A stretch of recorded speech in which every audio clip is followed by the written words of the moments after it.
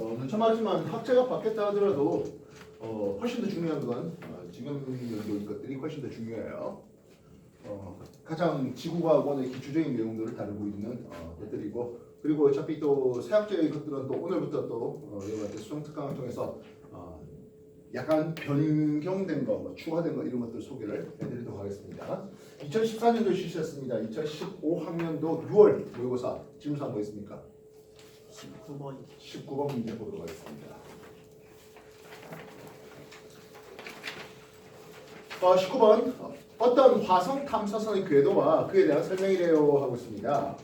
태양에 대해서 지구의 공전 궤도가 있었고 화성의 공전 궤도가 이러한 그림을 그리고 있었습니다. 탐사선의 궤도는 이 재료를 근일점으로 하고 M1을 원일점으로 하는 이런 타원 궤도로 돌아가려고 합니다. 되어 있네요. E1과 E0와 M0는 탐사선이 궤도를 지음할 때 지구 및 화성의 위치를 나타내고 있습니다. 지금 당장 E1의 위치에서 화성은 여기에 M1의 위치에 화성이 M0의 위치에 화성이 있었습니다. 지구가 E0였을 때 탐사선은 E0에서 타원 궤도를 진행하는 추진력 없이 진행해서 약 8개월 후에 M1에서 만납니다. 라고 해놨네요. 대학 설명 중 옳은 것을 골라라 했습니다. 첫 번째, 탐사선의 장반경이 얼마 되겠습니까? 네요. 요게 1AU의 근일점까지의 거리를 보고 있습니다. 화성 했는데요. 화성이 1.5AU 해놨습니다. 그래서 2.5AU가 장지름입니다. 이것의 절반을 우리는 장반지름이랍니다. 따라서 1.25AU가 장반지름을 쓸 수가 있죠. 기억 잘 되어 있네요. 됐습니까? 니은 A에서 B로 오는 구간이에요 했습니다. 예, A에서 B로 오는 구간입니다. 어차피 근일점에서 가장 속력이 빨랐고요. 원일점에서 가장 속력이 느려졌습니다. 이해됐습니까? 그래서 이렇게 A에서 B로 오는 과정에서 속력이 점점점 느려져요 했던 것이 옳다 되겠습니다. 알겠습니까? 세 번째, 탐사선이 화성에 도착할 때 화성은 합의 위치에 있습니까? 해요. 지금 지구가 E0의 위치에서 출발했는데요. 몇 달치 나랍니까? 하면 8달치 나랍니다. 8개월 후에 도착한답니다. 그러면 6개월이면 이 정도 있었겠고요. 9개월이면 이 정도 있었겠고 8개월이면 여기 있었겠죠. 이해됐습니까? 그래서 지구의 위치, E1의 위치는 8개월 후의 위치는 이 정도 있겠고, 그렇다면 화성의 위치를 볼 때 대략 동구 정도에 있다. 이렇게 볼 수 있겠죠. 합 정도까지는 아니죠. 이해됐습니까? 예, 여기에서 태양을 바라봤을 때 멀리 떨어져 있는 여기가 합이에요. 이해됐어요? 그래서 E0에서 M1을 볼 때가 합이지 지구도 뭐하니까? 공전하니까. 이해됐습니까? 그럼 출발할 때는 어느 정도입니까? 하면 출발할 때는 서구 언저리쯤이라고 생각해 볼 수 있었을 겁니다. 이해됐습니까? 되셨나요? 그렇다면 서구 언저리쯤에서 이게 E0와 M0의 위치에서 동구 정도로 왔거든요. 어디로? E1의 위치와 M1의 위치로 말입니다. 중간에 뭘 지났을까요? 합을 지났을까요? 충을 지났을까요? 예, 충을 지나죠. 우리는 태양이 있겠고 지구의 위치를 고정시킨 상태에서 외행성을 볼 때 외행성의 운동의 방향은 외행성의 공전의 방향 분명히 반시계 방향이나 위상의 방향은 지구가 더 빨라서 시계 방향을 돈다 했습니다. 그래서 서구에서 충을 지나서 동구로 가는 이런 위상의 변화를 보게 된다고요.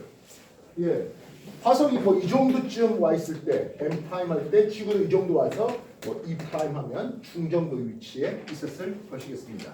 충을 지났을 것이겠습니다. 이해됐습니까? 그래서 화성이 서구에서 출발할 때 그리고 동구 도착할 때 화성이 역행한 시간이 있겠습니까? 하면 충은 위치에 있었으니까 역행한 시간이 있었다. 이렇게 판단할 수 있겠죠. 이해됐습니까? 19번 하겠나요? 그래서 이거는 근일점과 원점에 대한 케플러 법칙도 있었을 것이겠고, 이제 그리고 지구의 공전까지 고려해서 8개월 정도 걸린다 했으니까 지구 위치가 8개월 정도 후에 어디 있는지 그렇게 해서 화성의 위치에 대한 돋보기 위치에 대한 설명을 해야 되는 겁니다. 그냥 안 가져왔지? 너무나 당연한 건가?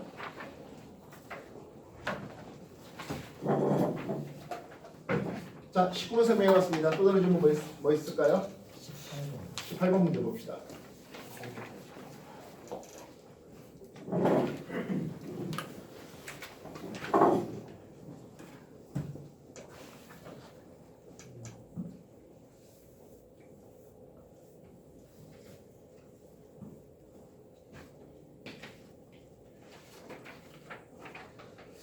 문제. 그림은 우리나라에서 오전 9시에 관측한 태양을 주변 별자리와 함께 한 달 간격으로 나타냈는데요. 했습니다. 어느 날 했네요. 지면이 있겠고 천구의 적도가 그려지고 천구의 적도와 지면 이루각은 90- 위도만큼 됩니다. 그 다음 황도가 이런 식으로 그려져 있네요. 되겠습니까? 그리고 태양이 여기에 있었습니다. 되겠습니까? 됐나요? 태양은 황도 따라 반시계 방향으로 움직입니다. 어느 손으로 지금 움직이고 있었습니까? 왼손입니다. 그래서 천구의 적도가 그대로 되어 있는 상태에서 이제 황도가 어떤 그림입니까? 하면 이제 이런 그림이 되면서 여기 태양이 있는 것을 볼 수 있습니다. 천구의 적도를 조금 더 연장할게요. 황도를 좀 더 연장할게요. 천구의 적도와 황도가 만나는 점이 두 군데 있습니다. 하나는 춘분점이고 다른 하나는 추분점이에요. 이 점은 춘분점입니까? 추분점입니까? 추분점이죠. 아직 태양이 플러스 저기에 있다가 반시계로 반응하면서 적경이 증가되면서 마이너스 저기로 넘어가다가 만나는 이 점은 추분점이 됩니다. 마찬가지 이 점이 추분점이 되겠다고요. 그래서 태양이 추분점을 향해 가고 있는 상황이고 여기는 아직 추분이 되기 거의 직전의 상황이다. 이렇게 보시면 되겠고요. 이해됐어? 또 추분점의 상황입니다.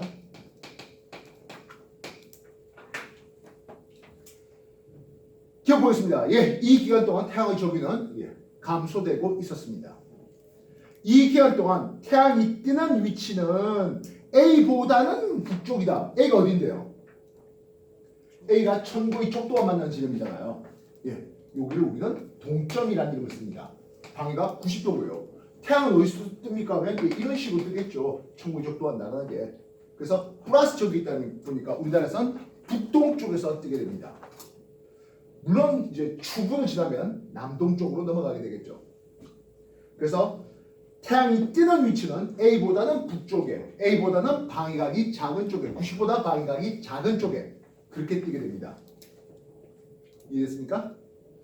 그 다음에 이건 사자자리를 관측 가능한 시간은 했습니다. 지금 사자자리가 요 근처에 있잖아요. 태양과 거의 비슷하게 뜨고 지거든요.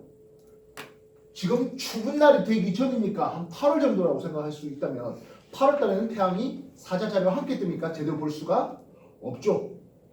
이해됐습니까? 그래서 3월보다 8월이 사자자리 관측이 좀 더 용이하다. 괜찮네요. 8월 달에는 태양이 사자자리와 거의 같이 뜨잖아요. 이해됐어요? 알겠습니까? 정리 다시 해주십시오.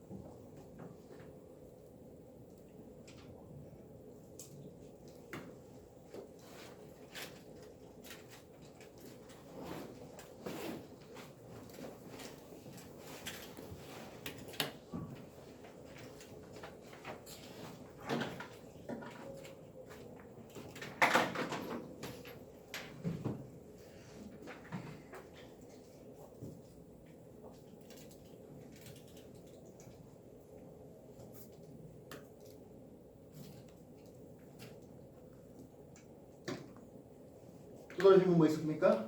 20번 20번 얘기요. 20번 그림은 도플러 효과를 이용해서 외계 행성 탐사 방법을 모시적으로 나타냈잖아요 했습니다. 공통 질량 중심으로 스타 별이 있습니다. 그리고 별의 공전의 방향을 보니까 이런 식으로 공전이 일어나네요. 이해됐습니까? 그렇다면 별이 이렇게 돈다는 것은 행성은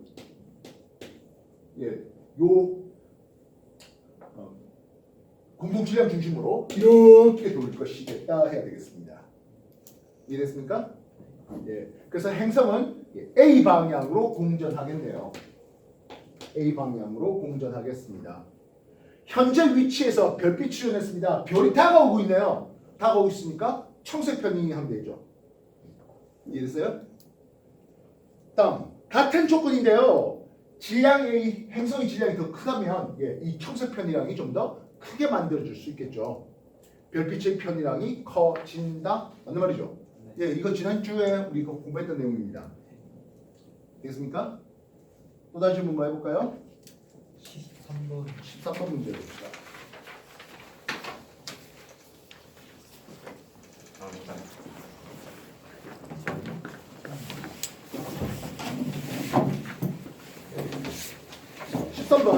그러면 염강수량과 염평균 기온에 따른 풍화작용의 정도를 나타냈습니다. 했네요. 자, 풍화. 스페이드 3회 프로그램에서 살짝 소개가 좀 됐던 부분이 있겠는데 어쨌든 큰 암석이 작은 암석으로 쪼개지는 일련의 과정에서 흙으로 변해가는 과정을 우리는 풍화라는 이름을 씁니다. 이 풍화는 기계적 풍화와 화학적 풍화로 나눕니다. 물론 생물학적인 풍화도 없잖아 있어요. 다만 생물학적인 풍화는 기계적 풍화, 화학적 풍화에 따로 더 추가로 분산시켜 놓을 수가 있습니다. 화학적 풍화라는 이름에는 당연히 화학 반응을 수반하겠죠. 이해됐어요? 화학 반응을 수반하겠다. 화학 반응은 온도가 낮아야 자리를 할까요? 높아야 자리를 할까요? 높아요. 당연히 높아야 자리를 합니다. 그래서 고온한 환경에서 잘 일어납니다. 이 화학 반응은 좀 이따 소개하겠지만 물이 많이 있어야 화학 반응이 좀 더 잘 일어납니다. 고온 다습한 지역에서 이 화학적 풍화가 우세한 것을 볼 수 있습니다. 화학적 풍화의 대표적인 놈으로 용해 반응이네요. 녹겠다 하는 거예요. 대표적인 용해 반응은 아마 여러분들이 화학 공부하면서 꽤 많이 경험해봤던 놈인데요. CaCO3 탄산칼슘입니다. 탄산칼슘이 물과 이산화탄소가 녹은 지하수에 의해서 정반응 CaHCO3 탄산수소칼슘이 되는 이런 반응이에요. 탄산칼슘은 상태가 당연히 솔리드 고체였습니다. 탄산칼슘 원래 물에 잘 안 녹아요. 그런데 이산화탄소가 섞인 즉 약간의 산성의 물질이었다면 액효스는 녹아요.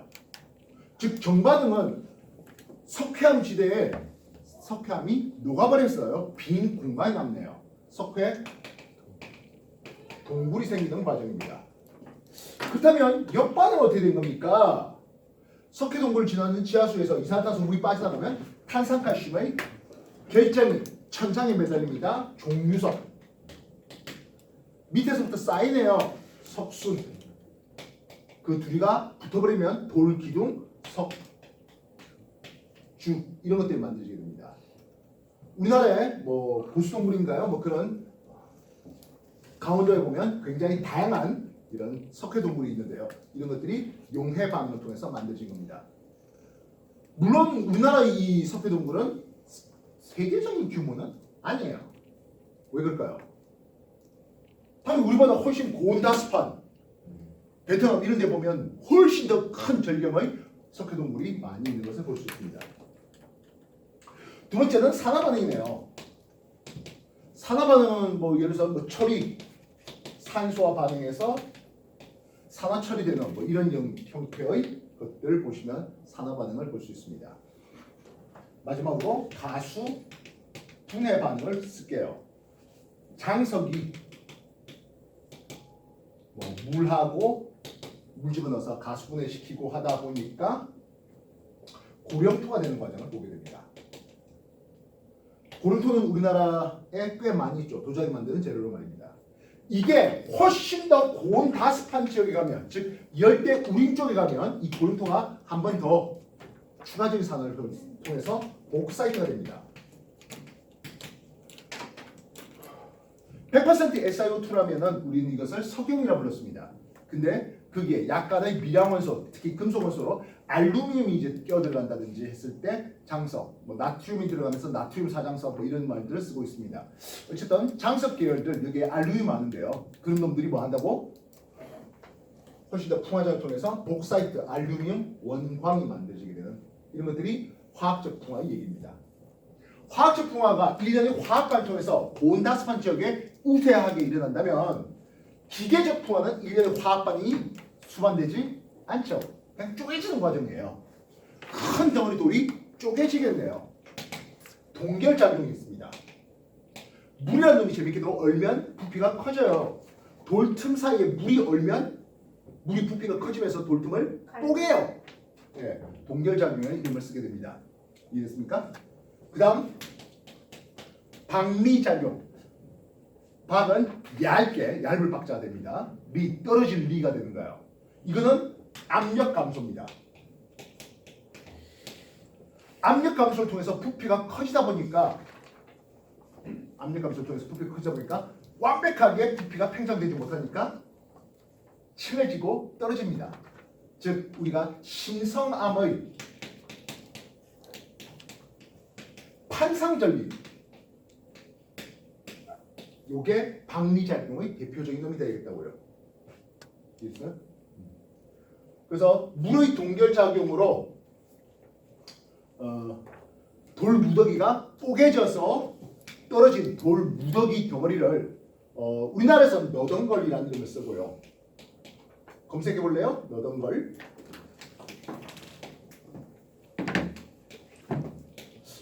너덩걸. 영어로는 테일러스라는 이름을 씁니다.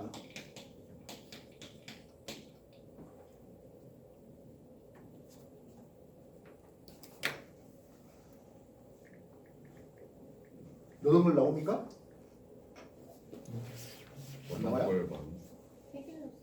테일러스 한번 검색해 볼래요?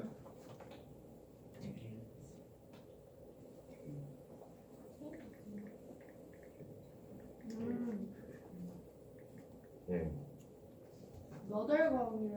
너덜걸이에요? 덜컹이에요. 너덜컹? 네. 네, 모음 발음이 저 받침이 있어서 만들었었네요. 너덜컹? 네.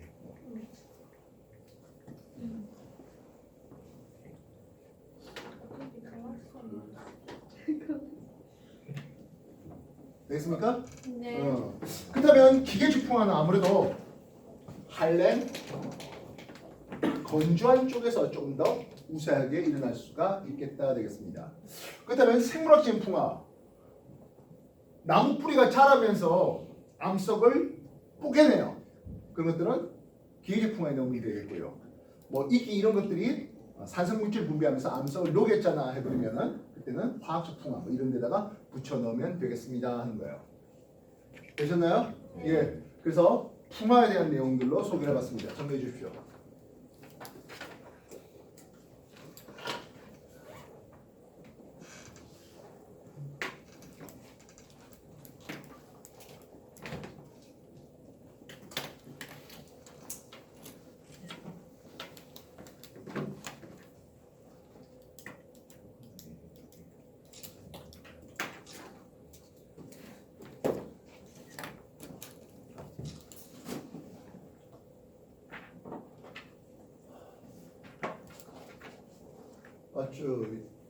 지각했는데 이거 없어요 한 사람 있는 것 같은데 누구야? 빨리 얘기해.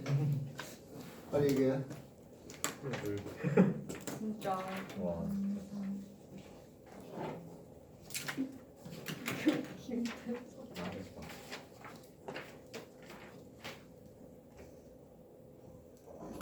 자, 문제 보겠습니다. 13번 문제에서 우리가 13번 문제에서는 X축 연평균 기온을 보는데요. 여기가 고온의 기온을 적어놨습니다. 그리고 연 강수량을 적어놨네요. 강수량을 보면서 이쪽이 강수량이 많은 다우 지역으로 써놨습니다. 그래서 지금 A 지역은 고온하고 강수량 많은 거죠. 이해됐습니까? 그럼 B 지역은 어떻게 된 거야? 한랭 건조한 지역이잖아. 네. 되겠습니까? 그렇다면 석회 동굴은 A 지역 고온 그리고 다습한 지역에서 더 잘 만들어질 거다 해야 되겠죠? A에서 더 잘 만들어질 거다. 되겠습니까? 석회 동굴 기억 요거는 A 지역에서 좀 더 잘 만들어질 거다 돼야 되겠습니다. 한랭 건조한 지역에서는 했습니다. 예, 뭐 기껏 해봤자 기계적 풍화 정도 수준이겠죠. 이해됐습니까? 되셨나요? 연평균 기온이 20도씨인 지역인데요. 여기 있네요. 그죠? 화학적 풍화 작용은 예, 당연히 강수량이 많은 쪽에서 더 잘 일어나지요 하겠습니다. 이해됐어요? 네. 예, 풍화 같은 경우에는 거의 뭐 먹으라고 주는 문제라고 생각해도 괜찮을 것 같습니다. 그지? 정리해 주십시오.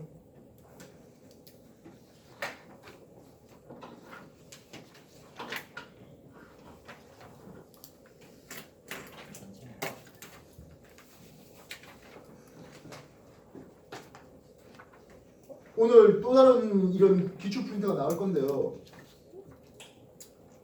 버리지 마시고 모아 놓으십시오. 네.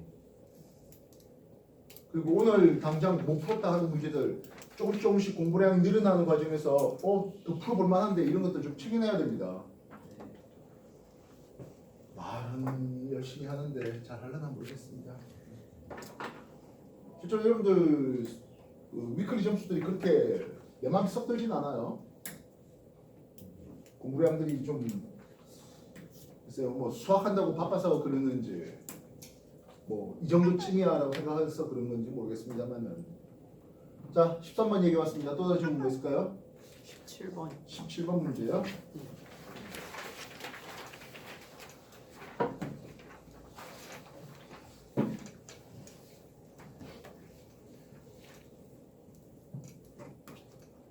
(17번) 문제. 어떤 행성은 이각을 받는데요. 지구에서 일정 기간 동안 관측하면서 나타냈다 했습니다. 이런 그림이 그려지고 있네요. 특정 기각이 50도가 넘어가지 못해요. 최대 이각이 있겠다는 것은 냉성이야, 외행성이야? 이건 냉성이죠. 외행성이면 완전히 180도, 즉 추모 위치까지 움직일 수 있는 거잖아요. 이건 냉성이에요. 그러면서 이 위쪽은 서방의 이각을, 여기는 동방의 이각을 나타내고 있습니다. 태양이 준비되어 있고 여기에 지구를 준비해봤습니다. 지구보다 안쪽 공전 궤도를 도는 행성, 즉 내행성이 되겠고요. 뭐 지금 대략 한 48도 언제쯤 되는 거 보니까 금성인 것 같습니다. 자, 금성의 공전 궤도에서 요 라인 쪽에 있는 거는 태양보다 적경이 더 큰 쪽이에요. 이 금성은 비너스, 우리가 동방이라고 불러주고 있습니다. 이 동방은 태양보다 늦게 뜨기 때문에 이 동방은 해진 뒤에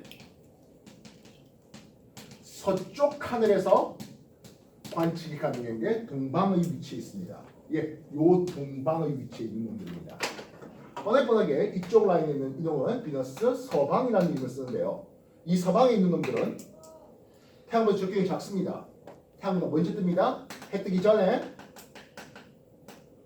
동쪽 하늘에서 관측이 가능하다가 되겠다고요. 합친 두 부분입니다. 예, 이 부분은 외합이고 여기는 내합입니다. 동서방 최대가 이 사이에 내합에서 뭐한다? 역행하는 일이 벌어지고 있다 하는 거죠. 이해됐습니까?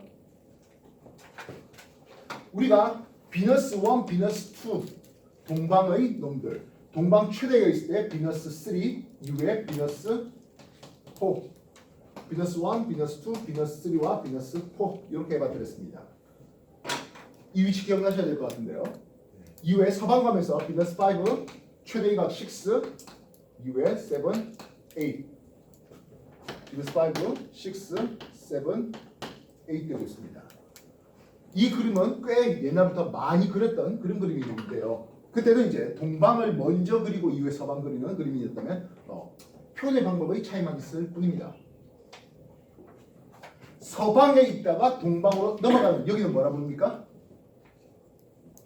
외압이죠.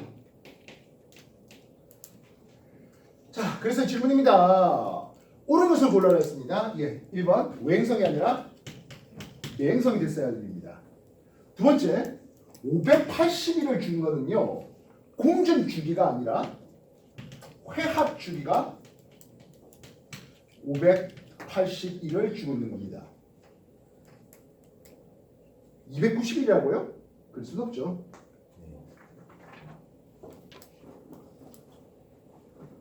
그래서 공전 주기 분의 1 빼기 지구 공전 주기 365 분의 1 하면 이게 580분의 1이라는 회합 주기 나와야 되는 요 시간을 줘야 됩니다. 회합 주기가 580이 나오는 겁니다. A 시기는 했습니다. A 시기가 요 시기가 A 시기네요. 서방이에요. 서방이 항상 태양보다 먼저 뜨는 거죠. 태양이 먼저 지는 거죠. 이해했습니까? 그래서 A 시기는 태양보다 일찍, A는 태양보다 일찍 뜨고 지는 것을 볼 수 있습니다. 시직경은 A 시기가 B 시기보다 더 크다. 지금 A 시기는 어디요? 서방 최대가 여기가 A 시기였죠. 됐습니까? 다음 B 시기는 어디입니까 하면 동방 넘어가서 얼마 안 된 여기가 B 시기입니다. 이 정도가 B입니다. 멀죠? B 시기는 멀어요. 시경이 작아요. 그래서 A 시기가 더 크다가 괜찮아요. 그나마 좀 더 가까우니까 말입니다. 되겠어요? 네. 이쪽에서 역행할 리가 없어요. 없죠. 역행 언제 한다고? 요 근처에서 역행을 하게 되는 것을 볼 수 있습니다. 이해됐어요? 우리가 금성의 위치, 위상의 변화 이런 것들 요거 갖고 많이 소개를 해봤습니다. 정리해 주십시오.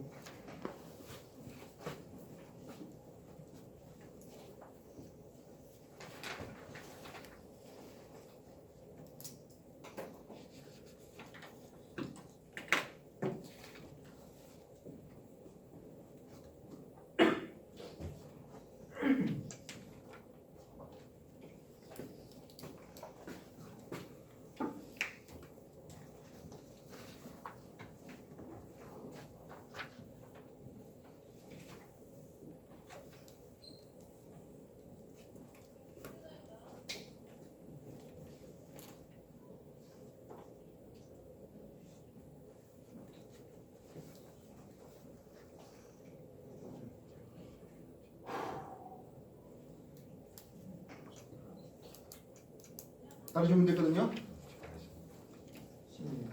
16번 16번 그림 가나는 현재 그리고 미래의 어느 시점을 지구 공전 궤도 그리고 자전축 방향을 나타냈지요 했습니다. 자, 태양에 대해서 현재는 거의 원에 가까운 공전 궤도를 그리고 있고요. 자전축 방향을 볼 때 이런 그림이 그려져 있네요. 이게 현재입니다. 되겠습니까? 네. 반면 좀 더 오랜 미래를 보니까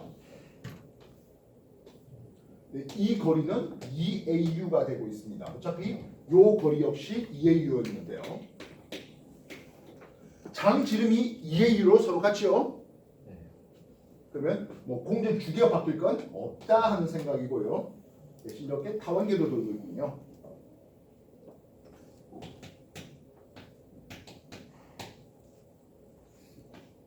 됐습니까?